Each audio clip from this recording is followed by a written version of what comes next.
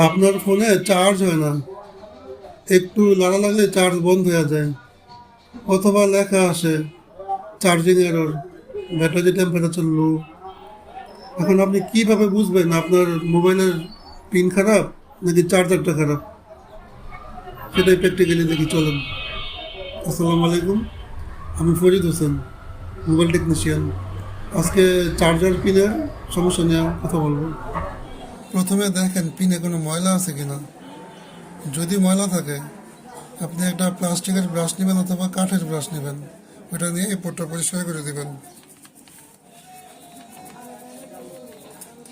কিন্তু কখনোই ভুলেও সেফটি পিন বা সুই ভিতরে দিবেন না, তাহলে ঝামেলা হতে পারে। মোবাইলের পোর্ট খারাপ নাকি চার্জার খারাপ এটা বুঝবেন কিভাবে? আপনি রেগুলার যেই চার্জারটা ইউজ করেন ওইটা বাদ দিয়া অন্য একটা চার্জার ইন করে দেখেন চার্জ হয় কি না।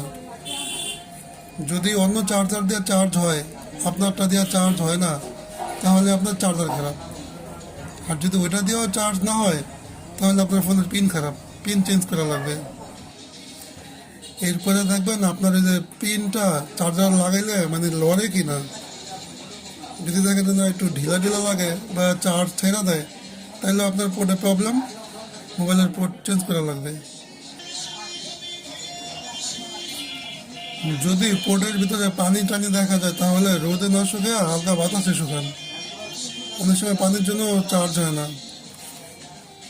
কখনো ফোন চার্জে রাখা ব্যবহার করবেন না, টান দিয়া চার্জার খুলবেন না। এই যে অনেক সময় দেখা যায় আপনি চার্জার ঢুকাইলেন, টান দিয়া খুলে ফেলেন না, আপনি এটা ধীরে আস্তে আস্তে আপনি বরাবর পিছের দিকে একটা টান দিবেন, এক টানে ক্যামেরাটা খুলে ফেলবেন, তাহলে অনেক দিন পিন ভালো থাকবে।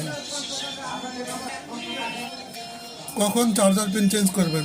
যখন একেবারে চার্জ হয় না, যখন চার্জার পিন লাগানোর পরে একটু চাপ দিলে চার্জ হয়, ছাইড়া দিলে চার্জ হয় না,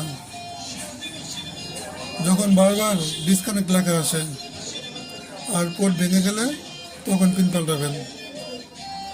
অনেক সময় দেখবেন মানে সারা রাত চার্জ দিলেন, তারপরেও চার্জ হয় না, মানে ফেক চার্জার।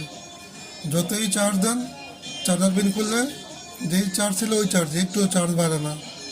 যদি এমন হয়, তাহলেও পিনটা চেঞ্জ করতে হবে। যদি আমার এই ভিডিওটা সামান্য পরিমাণ ভালো লাগে, আপনার একটু হেল্প হয়, ভিডিওটা সেভ করবেন, লাইক করবেন, সাবস্ক্রাইব করবেন। আসসালামু আলাইকুম।